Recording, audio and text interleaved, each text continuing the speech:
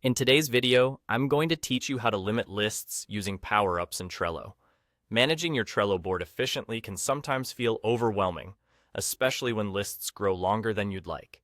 Fortunately, Trello offers a handy way to help you manage that using power-ups. Let's dive into how you can set this up quickly and efficiently. First, go ahead and locate that little rocket ship icon at the top right corner of your Trello board.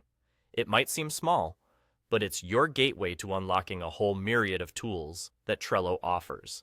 Clicking on it will open up the Power-Ups menu, presenting you with a range of options. To move forward, you'll want to click on Add Power-Ups. Just as a reminder, Power-Ups are basically plugins that offer extended functionalities developed by third-party developers. They can make managing your lists and boards a lot easier once you find the right ones. Now, in the search box provided, type in List Limits by Trello. This is the particular power-up we'll be using today. Once you see it, go ahead and click that Add button. Don't worry about any authorization steps typically required, since this plugin comes directly from Trello itself, ensuring a smooth and trusted process. With list limits now added to your Trello board, you're ready to start taking control of your lists. Navigate to the list you want to limit, and look for the three dots icon in the top right corner of the list. Clicking on these dots reveals a brand new option that says Set List Limit. You'll click on that and enter the number that represents your ideal limit for the list. Once you've set your preferred limit, simply click Save.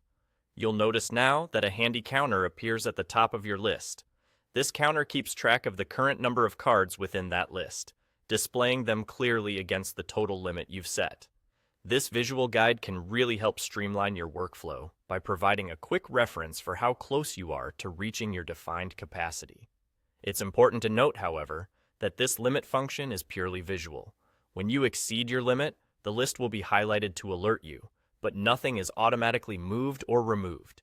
It's up to you to decide what actions to take when your lists exceed their limits, offering you both flexibility and control. And that's it. You've just learned how to effectively limit lists in Trello using power-ups, helping you manage your projects with greater clarity and efficiency.